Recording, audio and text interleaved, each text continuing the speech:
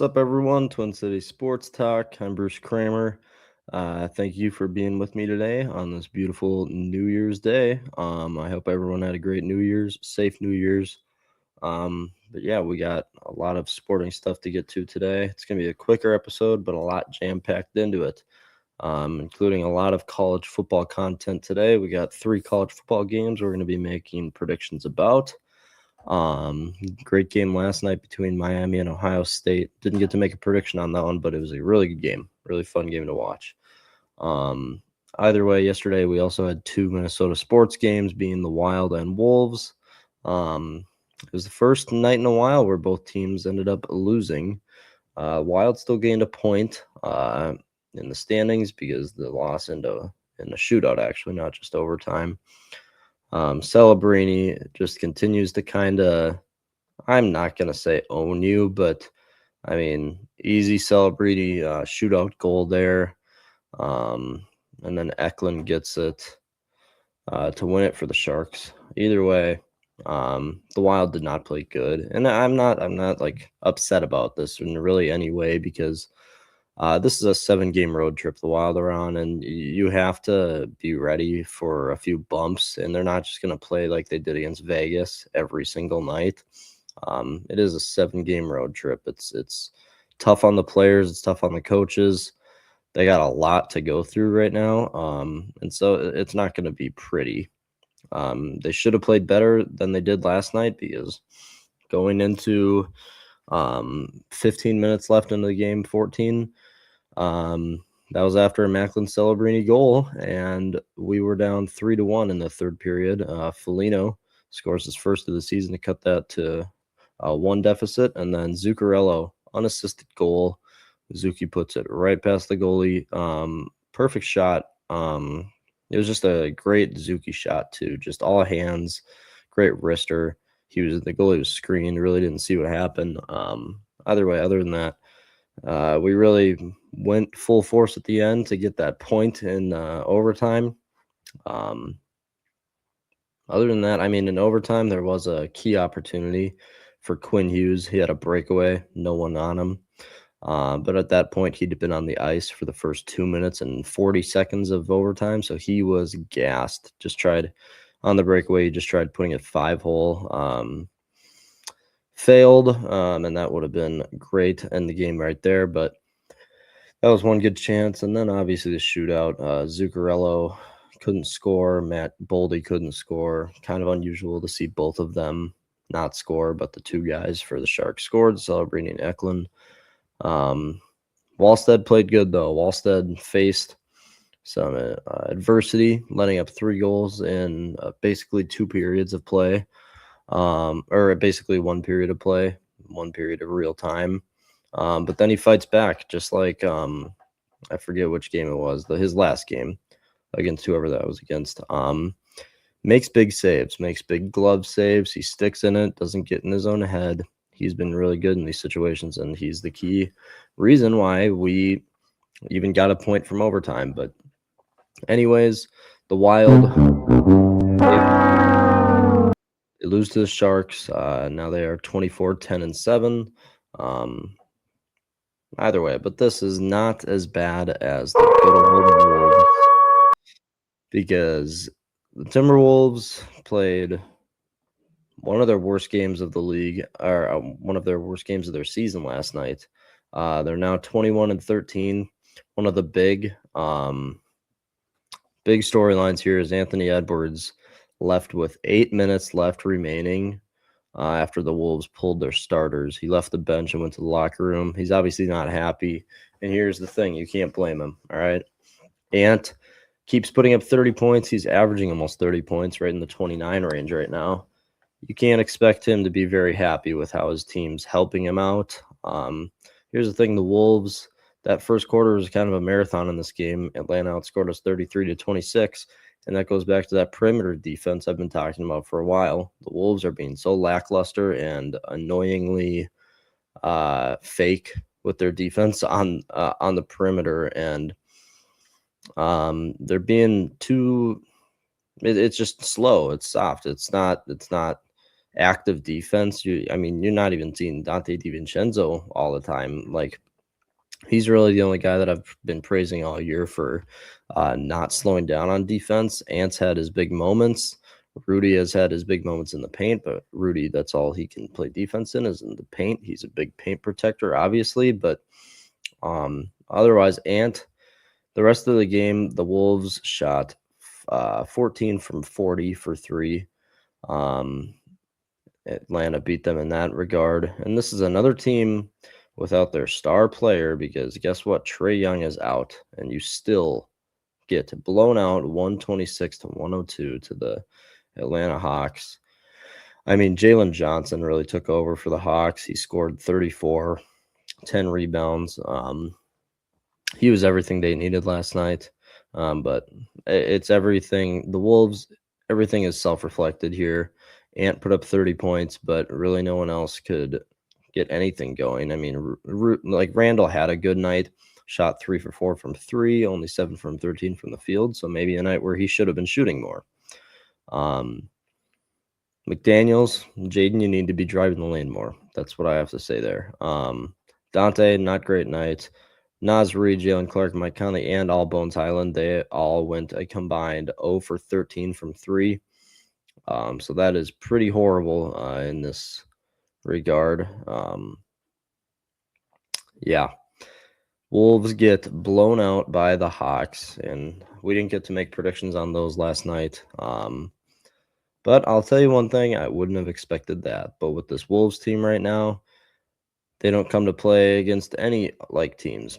Any teams that are far superior, worse than them, far less superior, I should say. They don't come to play, and it's a problem. It's a big problem. You have to beat these teams to get better seeding in the playoffs, and now we're sitting 21 and 13. All right. It is New Year's Day. We are going to get to Minnesota sports resolutions. One thing I think these teams in Minnesota, the four teams, Twins, Wolves, Vikes, and Wild, one thing that they should be hoping for coming into the new year, the one thing that it's their New Year's resolution, basically. I'm going to start with the Wolves because, again, let me just get to it. You shot 70% from the free throw line last night. The Wolves, their New Year's resolution is to make their damn free throws. Probably 5 or 6 of these games where the Wolves have lost, which is half their losses this year, I think they probably win those. I'd have to go back and look. Maybe we can do it on a full episode soon. But Wolves, if they are consistent free throw shooters, and I'm not just talking about Rudy because everyone knows Rudy's kind of a hit or miss up there. Ant misses a lot of free throws for how great of a player he is. Dante misses free throws. Randall, I think, is the most consistent, but Naz misses free throws. Jaden McDaniels, everyone misses free throws. And these guys shouldn't be missing free throws. Ant, Dante, Naz, no. You're sharp shooters. That cannot be happening. And that is simply the Wolves' New Year's resolution. Make your free throws. It's the simplest thing you can do in basketball. Literally the simplest thing. It's the easiest shot. You have no one guarding you. This is something you can practice thousands of times. Like Steph Curry, Michael Jordan, all these greats. That's what they do. They stay after practice and shoot 100 free throws every practice, probably more. But it's literally the number one thing you can do to win games, and the Wolves suck at it. They absolutely suck at it. So that's not a good place to be in right now because, like I said, you would be winning a lot more games this year if you could make your free throws consistently. And yeah, I get it. Rudy's hit or miss. We can like give him a break there, but the rest, get your act together. And I'm not saying that's why they lost last night. They lost because they got blown out, outran everything. They played horrible. All right. Next one, I'm going to do the Twins. The Twins' New Year's resolution, find an identity.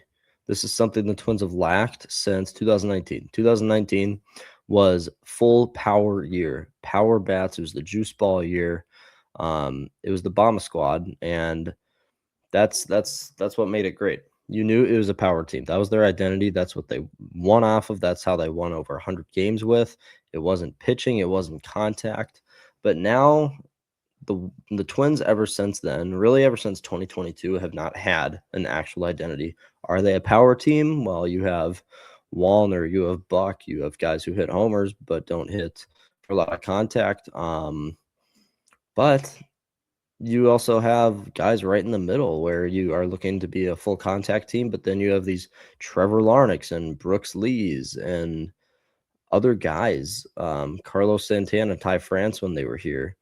Even Carlos Correa, he'll hit 15, 20 homers a year, but he's mostly a contact bat, but he's streaky too. Royce Lewis needs to stay healthy, but find your identity, because if the Twins want any success this year, I think it needs to be a full contact approach, because you don't have a lot of guys. You don't have guys that are going to hit 35, 40 home runs. Like in today's baseball, the Brewers are a perfect example of a contact-based team. They have a ton of guys that are just going to go out and put the ball in play. Same with, well, not the same, but the Yankees. It's just full power there. They just have power hitters all over. They rely on the home run ball. Toronto is a great contact team, but they have a great mix with it too. They have a Vlad Guerrero and a couple others that can hit a home run whenever you need them to. But my point is, you need to find an identity, because this division is almost kind of wide open coming into this year. You could compete for a wild card if things go right. Man, there's other things. The Twins might not have the pitching in the bullpen. The starting staff is probably the best in the division, but the bullpen is not. But if you can find an identity, I like their chances this year, and it needs to be more contact approached. Okay, just put the ball in play and things can happen. That's for any baseball level. Guys make errors. Guys, there's plays need to be made if you put the ball on the field. Simple as that. All right, Minnesota Vikings. Minnesota sports resolutions. I could just go simple here and say, go Packers. We need the Vikings to lose this weekend to get that fourth place schedule, sure. But for the Vikings, I think the biggest thing is nail on your draft picks. Draft picks, I want to actually see contribute. We've done many episodes going over Kwesi's past drafts and the tenure of Kwesi, and it's been rough, obviously, with drafting. I think he has below 10 guys that have actually contributed in the NFL, no matter what round. And no, I don't put JJ up there yet. I am on the JJ McCarthy train, but he hasn't like fully contributed yet. He can't stay healthy for the most part, so I can't put him up there. But I think it's like 7 guys that we counted that actually have contributed, including guys like Levi Drake Rodriguez, Jalen Naylor, those types of guys too, like the late round steals, you could say. But anyway, draft picks, you need to actually see contribute. That's their biggest thing this year, because you spent $250 million in free agency last year. You do not have a lot of money to wiggle around this offseason. You're going to need to cut some guys to come even here. It's not going to be as fun or glamorous of an offseason as it was last year for the Vikings. So fans, get ready for that. But that's why the draft picks, you have 10 of them. You have 10 draft picks, and you may have more if you traded Jordan Addison, a TJ Hawkinson. If you trade some of these guys, you could have more, which would be fantastic. Got to see what you can get with them. That's your biggest thing. Nail on some draft picks. It's seriously all you can do. All right. Last one, Minnesota Wild. The one thing the Wild have been horrible at the past, I'd say, month to like even going back before Quinn Hughes was traded here. The Wild, their New Year's resolution, get more chances on the power play. So the Wild's first line on the power play has looked honestly horrendous. It's looked horrible. They don't get chances. They try making the hero pass too much, which in some cases I can get, but that's in. Let me back up. In those cases, I need to see you actually control the zone. I need to see you be able to get into the zone quick and have full control of it while making passes, while getting chances, while getting guys in the slot for one-timers, and I want the puck down low. I want it I want it in a spot where you're able to throw a pass inside real quick and get a shot on net. And instead, they do that, but they try making the extra pass, and right now, it doesn't work.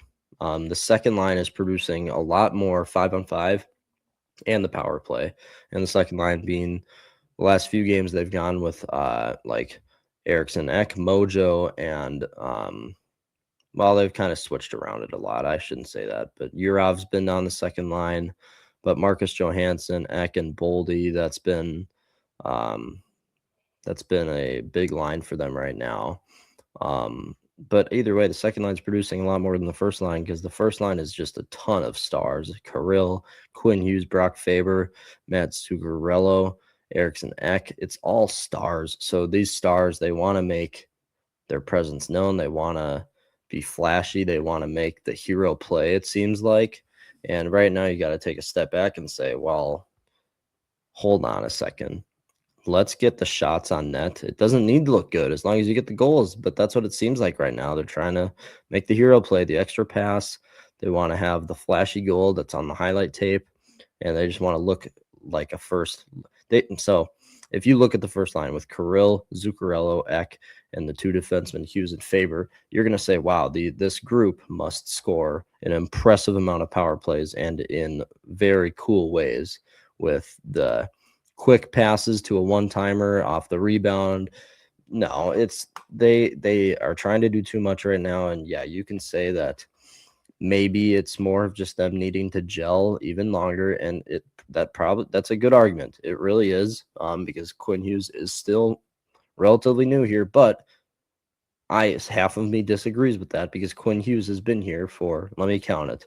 He's played in 1, 2, 3, 4, 5, 6, 7, 8, 9 games. You've had 9 games and your power play has looked horrible throughout all of that. Absolutely horrible. Again, they didn't have many chances last night against the Sharks. I think there was only 1 power play for each team. Yeah, and ours came in the first period. So, yeah, it's not a good situation, but they keep going over in these games. I mean, 0 for 3 games against Winnipeg, you played bad. You played real bad. You ended up winning that one. But either way, the Wild only went 1 for 4 in that game. It's just not a good situation they're in right now in the power play, and that is their New Year's resolution. Get better on that. Just make it cleaner, get more shots on net, go for the rebounds. Be an Eriksson Ek out there. Get dirty, get inside. All right. Either way, that's enough with that. I'm going to pop this on the screen. This is our prediction standings and what I'm going to be predicting today. Obviously, the last games we did predict was the Wild and Wolves game before that, where the Wolves ended up winning 136-101 against the Bulls, and the Wild ended up beating the Vegas Golden Knights 5-2. And I'll go over this real quick. I said the Wolves would win 123-110. The Wolves ended up winning. All right, that stinks. But I also didn't get my player prediction right. I said Ant would have 30 points. Jaden would have 3 plus 3s. Neither of those came to fruition. I said the Wild would beat Vegas 5-3. So I came so close to making that perfect score prediction. I did get the player prediction or the team prediction right. I said the second line would have 3 goals. They ended up having 4 of them. So that is a point added to the point category here. Jack also made predictions. He said the Wolves would win 119-113. So he gets the win in there. And then he said the Wild will lose to Vegas 4-2. Wrong for Jack. So he comes out even there. He didn't get either of his player predictions. He said Marner would have 3 points. Standings, I'm 28-22 with 8 points. Jack is 10-10 with 4 points. Trevor is sitting at 12-7 with 3 points. And here we go. We got 3 college football playoff games to predict right now. I'm really excited. It's a full day of college football. All the playoff. And 3 looking to be great games. I can't wait for all of them. Starting the day, though, Orange Bowl. It's Texas Tech, number 4 seed, versus Oregon, the 5 seed. It's Morton versus Moore. And it's just a bunch of killer offenses. I'm going to real quickly go through the rankings in the nation for each. So points scored per game, Texas Tech is 2nd, Oregon is 14th. Points against, Texas Tech is 4th in the nation, only letting up 10.9 points. Oregon is 15th. Yards per game, 8 to 12. Pass yards per game, Texas Tech is 17th. Oregon is 69th. Rush yards per game, Texas Tech is 50th with 190. Oregon, that's where their strength is right now. They're 3-headed monster at running back. They're 20th in the league in rushing. Third down efficiency, it's 15 and 22. Neither team has a loss in the past 5 weeks. Texas Tech has blown out everyone they've played. Going back to Kansas State, BYU, UCF, West Virginia, and then BYU again in the conference championship. None of those games were even 2-score games. Oregon obviously coming off of a home playoff win against James Madison. Again, James Madison never should have been put in that situation. They shouldn't have made it either way. But either way, Oregon's hitting their stride too. They beat the Gophers 42-13. They beat USC 42-27. And then they beat Washington pretty handily, 26-14. That was a closer game than the score shows there. But either way, this is a really good game. Oregon has a great rushing attack. Texas Tech is really sound, really all over, to be honest. Their running back Cameron Dickey went over 1,000 yards and 14 touchdowns this year. I'm very excited for this one. I think it's going to be a great game, and and all these games today are going to be hard to predict. Yeah, this is going to be hard right here. Morton, Texas Tech's quarterback, doesn't turn the ball over, 4 interceptions on the year. Over 2,600 yards, 22 touchdowns. Yeah, this is going to be hard. I am going to go Texas Tech wins.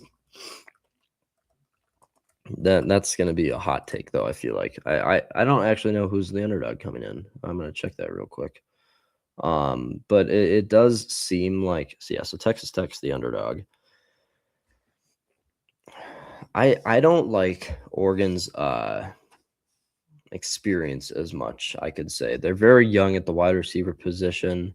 Dante Moore, he has the experience. I get it. The defense is also young for Oregon. Texas Tech has a lot of pieces everywhere on the defense. I mean, the big one being Jacob Rodriguez. I mean, he's one of the best defensive players in the nation right there, linebacker. So watch for number 10 today. But I got Texas Tech winning. Oh, my dog's going crazy out there.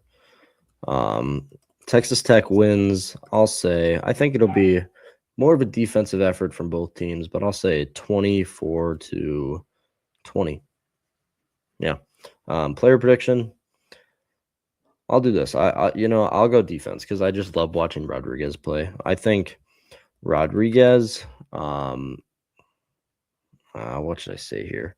I will say that he has 10 plus tackles because he's going to be very active on that Oregon rushing attack. 10 plus tackles and 1 pass defense. 1 pass defense from Rodriguez. All right, next game. It is the Rose Bowl. Alabama versus number 1, Indiana. Indiana is easily the best story in college football. My dog's going crazy. Indiana, one of the best offenses in the nation. Alabama is too. Alabama in the last 5 games has the 2 losses. Not saying they don't deserve to be in here because of that. They had a great comeback win against Oklahoma in the first round. They're the best game out of the first 4 games there. But Indiana, they've really taken care of business. They beat Ohio State in the Big Ten championship, which I didn't even realize that after last night. That's 2 straight losses for Ohio State. Kind of funny to think about. I'm going to keep this pretty short and simple. I love how Indiana attacks third down on offense. They're the first in the nation. They convert 55.8% of their third downs. They can do it with the rush game with Hemby and Roman Hemby and now I'm forgetting Kalen Black, I think. Either way, great rushing attack there, but obviously Fernando Mendoza just won the Heisman Award. I got Indiana winning, and I really want to see it. I'm going to be cheering for them. Obviously, me being a Vols fan, I don't know if anyone knows that, but Tennessee Volunteers, big fan over there. All right. I hate Alabama. Indiana wins. I don't think it's going to be a blowout by any means, but I think it's going to be a 31-21 game. And also the thing to monitor too, Ty Simpson had a back injury going into the Oklahoma game in the first round. I don't know if that's going to affect them here or if that's even still really a worry, but Alabama's rushing attack is nowhere near where it should be. They're 246th in the nation. Ty Simpson he's needing to do a lot for the team. Let's do this, I guess. For the player prediction, I think Indiana will have 3+ rushing touchdowns. Rush TDs. Obviously, in that prediction, I kind of had 4 touchdowns in total. But all right. Last game, last prediction. Ole Miss, Georgia, pair of the SEC teams. Lane Kiffin, I think, is going to be in attendance, which is kind of funny. But this is the Sugar Bowl. Number 6, Ole Miss versus number 3, Georgia. Yeah, a lot of stuff going on here. Trinidad Chambliss has had a fantastic year. Doesn't turn the ball over much, but same with Gunnar Stockton. Okay. I think going into this game, you kind of have to say Georgia is the top dog in the SEC. They are what everybody else wants to be. Okay. Everything is good with Georgia. They have weapons on offense with Branch, and then guys at the running back position like Frazier and Bowens. Stockton can also go down and run anywhere, but Gunnar Stockton has been everything Georgia's needed him to be. A good 70% completion percentage with over 2,600 yards, 23 touchdowns. My worry is the receiving core, though, because after Branch is obviously the speedster in that receiving room, but other guys like Colby Young, Bell, Humphreys, they've had drop problems this year, and it hasn't been super pretty for them at all. And here's the thing. Ole Miss is set between Trinidad Chambliss and Kyron Lacey. Lacey is easily the best running back in the playoff now, unless I'm forgetting someone, but I don't think I am. He's easily the best running back in the nation that's in the playoffs. Either way, going back to week 4 this year, not week 4, week 8. I'm all mixed up right now. They did play. Georgia ended up beating Ole Miss 43-35, so it was a great game all around. I mean, the offenses were humming that game.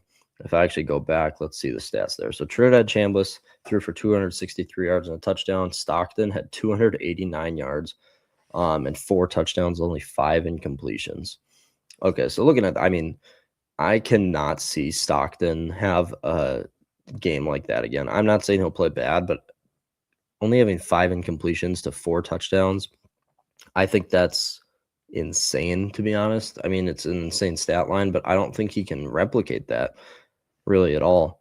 You know what? I'm just going to make the prediction. Upset alert. I got Ole Miss winning tonight. I think this is going to really turn over the entire – they're going to be playing in spite of Lane Kiffin. They're going to show him that they don't need him at all. Ole Miss wins. Shoot. Let's go 34 to